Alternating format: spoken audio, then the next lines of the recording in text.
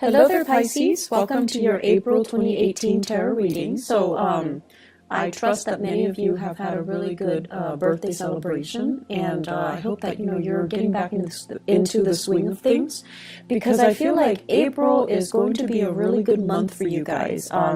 There are some things that you kind of need to overcome, some challenges that you need to overcome, but overall, it's a really good month for you to try to, lay down that blueprint for yourself and try to figure out the next step in your professional evolution, in your relationship sector as well, okay? So I'm going to relay 4 big messages for you guys that came out in this spread, and then we're going to go into these messages one by one and try to unpack them and see which areas they are affecting your circumstances for the month of April.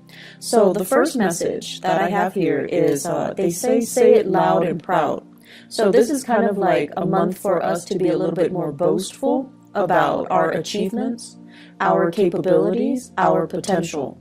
It's not a month for you to kind of like, work behind the scenes, shy away from the limelight, and feel insecure about what you know when other people are asking you or soliciting you for information. This is a month to say it loud and proud. The second message that I have here is educational sore spot hinders achievements. And this is something that you are going to be dealing with for this month, or in the past. You might have been passed over for promotions and things like that, mainly because of what are perceived to be educational sore spots. They could be real or they could be perceived, okay? So things about yourself that no one else thinks about, but you do. So they could be real or they could be perceived. They could be, just illusions. But either way, these are things that you need to overcome because they are affecting your, I want to say, your performance and also your the way people see you in the work environment, in your professional sector. The third message here is beware of dubious dealings. And I feel like this is something that has happened since February, and it's coming back now, and you're trying to fix them. Fourth and final message here is Gatekeeper of Secrets. Now, this message came out in the card of the High Priestess, and whenever I think of Piscean people, I always see the High Priestess. People that know a lot, that have a lot of other people coming to them in confidence, telling them things that shouldn't be repeated. So you are kind of like that reservoir where people kind of dump their secrets. And in essence, you're the gatekeeper of secrets. But I feel like there are things here that you're not aware of, and you're not really aware of why it's happening. And I can explain a little bit about that for you in a little bit, okay? So, the first thing that I want to talk about here, say it loud and proud. You show up here as the Queen of Cups in the reverse position, and you can be male or female watching this. The Queen of Cups in the reverse is sort of like tired of having people take advantage of you, tired of doing so much for other people and not getting that thanks, that reciprocity, and that recognition that you deserve. And tired of people not operating in a direct, frank, honest, and truthful manner when they are dealing with you or when they're dealing with other people. And then tired of, I want to say like the human condition.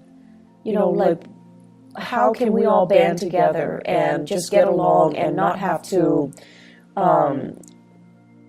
emphasize or argue over our differences. So I feel like you're just tired of all these things, being bogged down with all of these things. What I am feeling overall is many of you, the environment that you grew up in, I feel like people were just very inconsistent, okay? So could be mom and dad, could be siblings, whoever it was that raised you, the environment itself, it seemed to me like it seems like, different extremes. You might have been in a household where people follow things to the T. They were very dogmatic when it comes to their opinion, when it comes to their political, ideological, religious beliefs. And there wasn't really a path to follow. It was just, you know, dogma, doctrine. And they didn't really think for themselves, and they told you what you had to do, and you're not really making that connection between what you had to do and exactly why you had to do those things. So you just did it, you just obeyed. And then for others, it's like growing up in a household where people were very, very inconsistent. And they say one thing and do another. They preach one thing, and then they kind of hold that in themselves to like a higher standards or double standards, and they don't really practice what they preach. And so you're getting a lot of conflicting information, and you're also getting a lot of kind of like two-sided messages, okay? And life, morality, and just what's right, what's wrong, and what's expected of me. Expectations became very, very confusing. And so this message here, say it loud and proud, has a lot more to do with you, who you are, and what you're trying to do, and what you really believe in, independent of all of those inconsistencies around you. If you are aware that people around you are inconsistent in whatever capacity, they could be hypocritical, they could just be you know, they preach one thing, but then they make allowances for themselves. Hypocritical. Or they're not strong enough to really adhere to the things that they preach because it's difficult, right? So whatever the circumstances and the people around you, you also need to understand that that is applicable to the way that they live their lives, but it's not really applicable to you, nor is it appropriate for you. And so you kind of need to find out, you know, what is appropriate for you? What is it that you're needing to do? And so I see a lot of Piscean people kind of going through life very muddled, lacking a definite sense of direction, lacking a definite sense of, you know, what do I really believe in? Where do I draw the line? And what will I not or am willing to tolerate? So I feel this energy coming through where you're just trying to feel things out. And you're not really sure what's really right and what's really wrong. So it's that sense of, you know, dubious morality, dubious like dealings. And you do make a lot of allowances for other people because you understand that, you know, we are all just trying to do our best. And so what comes out as a result of that is you're not really sure where you stand. You're not really sure if everything that you've known is really, really true, or if it's just something that, you know, you grew up being exposed to, it's indoctrinated, and you just believe it as real when it doesn't really merit the belief, or it doesn't really stand the test of time. So I feel like you're dealing with you're dealing with that lack of, you know, what is really appropriate for me.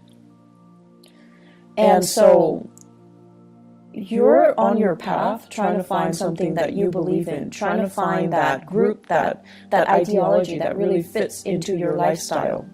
And then when you find it, you kind of need to own it, you kind of need to proclaim it, and you kind of need to just adhere to it, okay? So don't be afraid of whatever it is that you believe in. Don't be afraid of whatever it is that you feel is right for you. You need to own it, and you need to, you know, be vocal about it. I'm sensing some people that, you know, believe in like esoteric teaching, like astrology, numerology, even palmistry, even like tarot readings, for example. But you kind of hide that part of yourself. You feel like, no, other people aren't really going to accept me. But at the same time, you want to expose it because you want to find a community or people who are like-minded, but you're afraid. So it kind of takes the back seat. You never really talk about it. And then in time, it kind of, it's like on the back burner. And then for others, you might have really strong, you know, religious, political, whatever beliefs. And you're very subtle about it. And so you don't really tell people how you feel. You don't really preach it. You don't become, you know, politically or religiously or whatever active. Or you don't become that advocate. And then over time, people ask you, how do you feel about this? You kind of shy away from those big divisive or even big political debates. And so own it, don't run away from it. It's going to allow you to find people that are like-minded. And if it is something that you believe in, don't shy away from it. Own it, express it, and especially live it, okay? Once you start to do that, you're going to find yourself a lot happier, a lot freer. And you're going to find yourself in a position where you're going to be in alignment to find people or community of people that are similarly minded, to find a community of people that are like you, just as passionate about the same things, just as, I almost want to say like, that have the same aspirations, the same dreams, and, you know, they have the same goals as you. So the way for you to find yourself and to find that group and to find that community of people is to own up to the things that you believe, advocate for them, and say it, you know, loud and proud, okay? The second message here, educational sore spot hinders achievement. Many of you, what I have here is the Two of Wands, and the Two of Wands is kind of thinking about what's next. What's the next step that I need to take? What else is out there for me? I've been doing this for a long time. What else is out there? And the Two of Wands is a really beautiful card, but it also points to me a little bit of fear, trepidation, not willing to take that first step, not like the Fool where you take this blind leap of faith and hope everything is going to be okay. The Two of Wands deals with wanting to plan things out, not jumping into things and being a little bit careful and cautious and wanting to have somebody familiar to kind of venture into this next phase of your life with you. So it's like fear doing the next thing on our own. And I feel like that's where many of you are at right now. I'm feeling many of you are thinking about a career change, okay? And you're thinking where I'm headed right now. Some of you are hindered mainly because everyone else, let's say they have a master's degree and they have a PhD, a doctorate degree, and you might only have a bachelor's degree, and you're just like, if I want to advance a little bit more, I'm going to need to go back to school. And or some of you are just like, my income generating capabilities is maxed out. They're not going to hire me without that advanced degree under my belt. So what can I do? Should I switch direction? Should I change, switch gears and go into a different path altogether?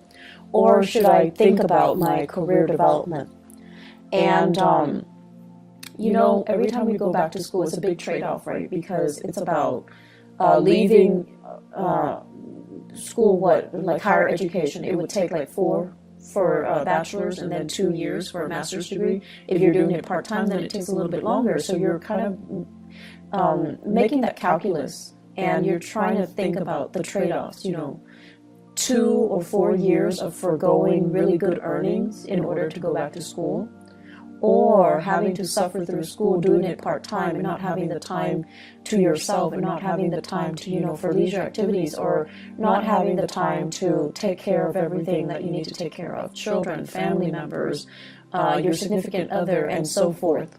So for many of you, it's a very difficult decision. It's a big trade-off. I would advise that you do it because investing in yourself, it's always a good decision. And if you think of education as a huge investment in ourselves, that's the way we have to look at it. Yes, it can propel you to that next step in your professional life where you get paid more, where your doors will open for you when it comes to promotion. Yes, you have all of these things. But ultimately, education is an investment. And the reason why you might not have taken this route is because you feel like I can learn through unorthodox ways. Like, I can learn through life. I can learn through working. I don't need to go back to school. But I feel like where things are set up for you guys professionally, school, additional schooling, additional education is going to be required. And going back to school, if you've been thinking about this, mulling this over for quite some time, I feel that you need to stop dithering and you need to just do it, okay?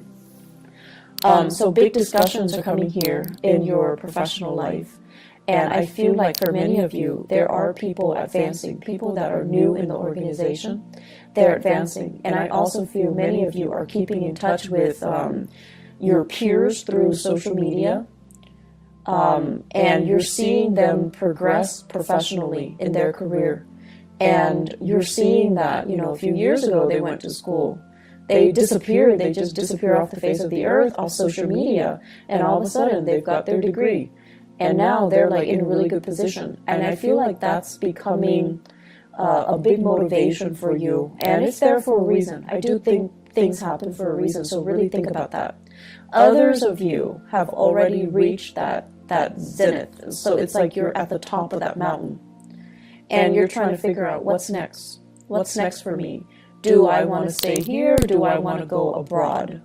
So I feel like you're staying here. The reason why you're staying here and you're not really pushing yourself to go abroad or pushing yourself for something new is because you have all of these, I want to say, earthly belongings, earthly possessions. So the message I'm hearing here is part ways with your earthly possessions.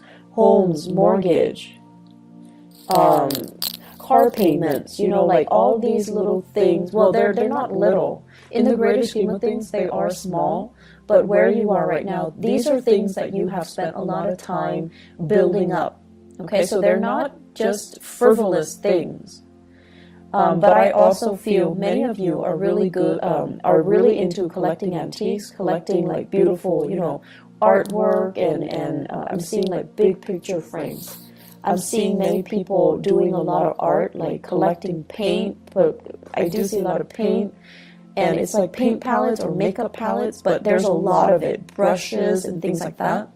And those things are expensive. And if you were to leave them behind, it would take you years to accumulate the same amount. And so you have all of these earthly belongings, earthly possessions that are really weighing you down more than anything. And I know that you're aware of it.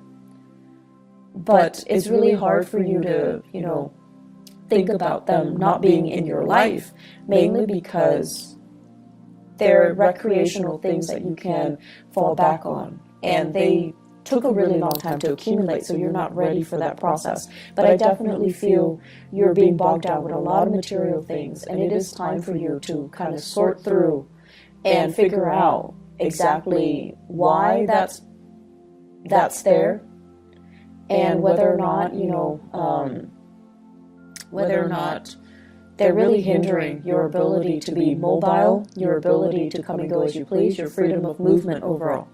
My rule of thumb overall when it comes to things around the house, if you haven't touched it in 3 months, throw it out, donate it, whatever it is, okay? When it comes to clothing, and if you live in a more seasonal like location where you have summers and winters, if you haven't touched it in 6 months, donate it, throw it out. So that's my rule of thumb to a more minimalist lifestyle. You're going to find yourself a lot more happy, okay? So others of you, you have the education, you have the credentials, but I definitely feel like a severe lack of self-esteem. And with the Queen of Cups in the reverse, it's almost like feeling overshadowed or feeling overpowered in some way as a child. So that means, you know, you might have had siblings that overshadowed you. You lived in their shadows. And it's inadvertent. It could be deliberate or inadvertent. But you always think of yourself as like, oh, they're a lot smarter than me. They're a lot more successful. They have, you know, beautiful children. They have a beautiful house. They make more money than me. So that's your personal hang-up, okay? And you kind of need to release that. And then for others of you, feeling overpowered as a child, having parents that imposed a lot of expectations on you, and they were so perfectionistic that you felt like everything you did was not good enough. And so that can also be, you know, very traumatic. And so you become an adult where you speak in a way that is very meek, that is very evasive, because you don't want to be judged, you don't want to deal with criticism. And so speak up for yourselves, proclaim things loud and proud, and own up to your own ideas, and own up to, you know, just how intelligent you are, okay? And this month, there will be opportunities for you to kind of get involved, get your hands dirty, do things, whether it be more of the creative nature or a little bit more, you know, technical. Whatever it is, you're going to have an opportunity to shine in your work environment. And then you're going to start to see this whole time that you've been hanging, you've got these hang-ups that you needed to get rid of. And so you're going to start to shine. People will start to see you as a force to be reckoned with. And they're going to start to see how intelligent you are, how capable you are. And the whole time, I feel like you were hiding this part of yourself. So you have an emergence here. And I also feel for many of you, you're getting your first wave of support through love relationships. Either it's like a new relationship where someone is just like, hey, you're actually really good at this. You should do this more. They're giving you that encouragement. They're giving you that love and that support. And because of that, you're able to kind of believe in the things that that they're saying that's really great about you. Okay, so it's like gaining in self-confidence again. So, third message here, beware of dubious dealings. There's something going on here in your work situation where I feel almost like many of you are dealing with really sketchy environments. Somebody is telling you, you know, I did this, I committed fraud, I got involved in all of these things, and you just annotate it, but you can't really expose it. So it could be like confidentiality agreements between you and a client. If you're like a social worker, a therapist, even a paralegal assist, like a paralegal or even a lawyer. Okay, so for those of you in the legal profession or in the humanitarian profession, someone is telling you a lot of shady things that they have done or that have been done to them. You're annotating everything, you're documenting everything, but you're not really divulging information. So I feel like confidentiality. And then for others, I feel like there have been some shady financial dealings, things like done in the darkness of the night, people getting paid under the table, and things like that. So discussions regarding these issues, discussions about what I'm seeing here is it's the Five of Cups, and then the deck that I'm using says Mars in Scorpio. Mars in Scorpio basically deals with Mars deals with actions. Scorpio is a very, very underhanded, but it's also like below the surface. Okay, so it seems to me like dealings that are below the surface, dealings that are a little bit shady, a little bit sketchy, or things that are done in a way where you're not really sure what exactly happened, who's involved. And so many of you might be doing some investigation, some digging into some transactions. Many of you are following the trail of the breadcrumbs to see where it leads you. Many of you are sifting through financial transactions to figure out what exactly happened. And it is also tax season in the United States here in April. So that's what I feel is happening here as well. You're sorting things out.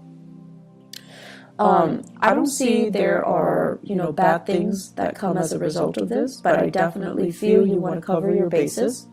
In the career sector, I do see here opportunities, discussions when it comes to like promotions, discussions when it comes to getting a little bit of a pay increase. So I feel like that's available for you. But once again, the superiors might be looking at your level of involvement, how your leadership capabilities, and so don't be meek, okay? Make yourself stand out, make yourself loud, and make yourself, let yourself be heard this month, and that's going to bode well for you when it comes to, the promotions. Last message here, Gatekeeper of Secrets. So this is the High Priestess. And I really like this message for you guys, mainly because Piscean people are just very, I want to say like, you're like a tulip. You're very, very elegant, but you also have, you know, really, really strong reserves of inner strength. And you know, the tulip, it springs up in the springtime, and it lies dormant in the winter.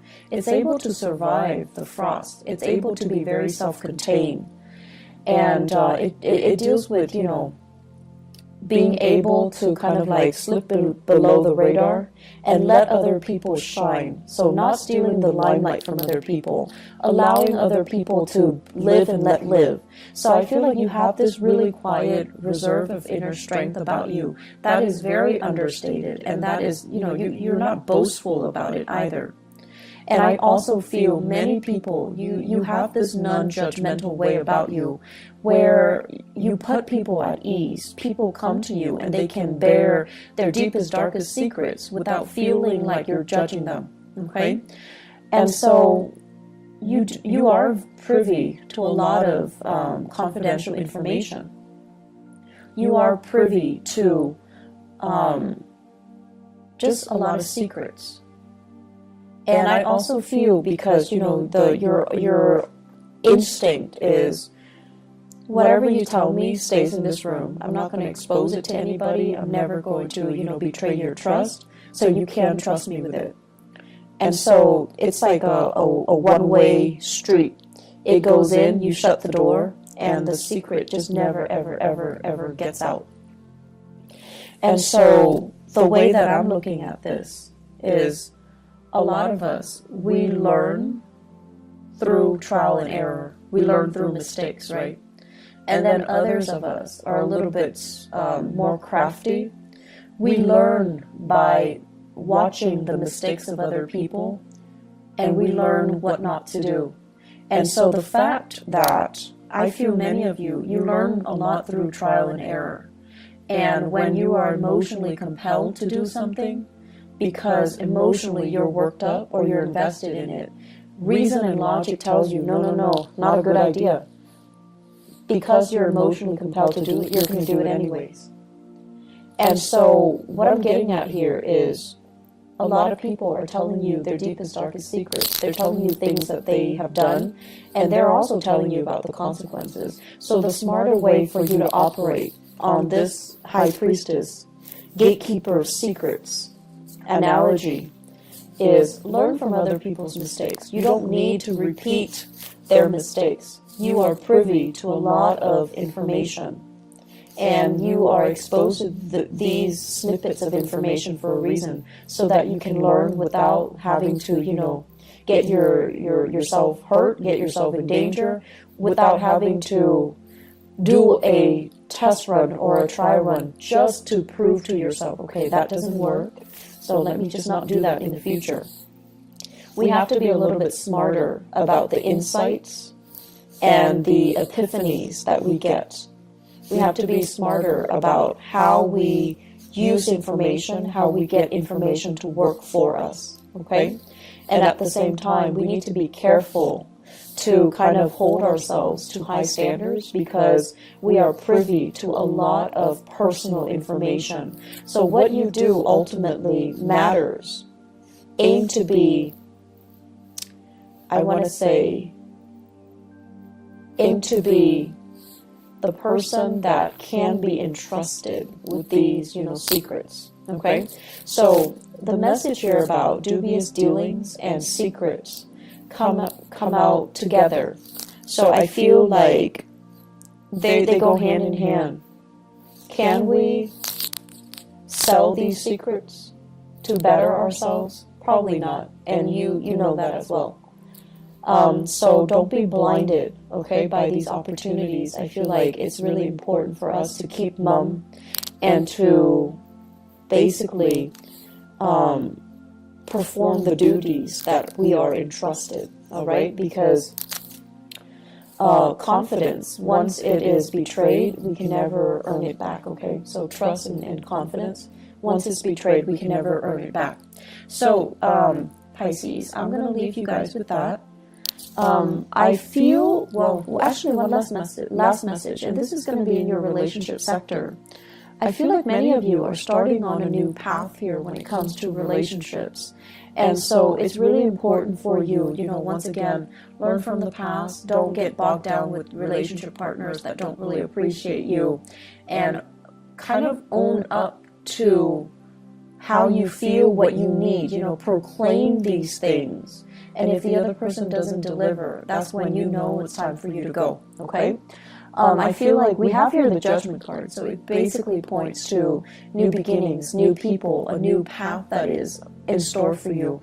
I feel like many of you are contemplating the next big move, but once again, there's that fear of, do I want to do this alone or do I need another person? And if you find yourself really compelled to take a specific path and your relationship partner is not really on the same page with you, I feel like that might not be the right person for you. Okay, so I'm just going to leave it at that. I wish you all the best, and take care of yourself, okay? And I'll talk to you guys soon. Bye-bye.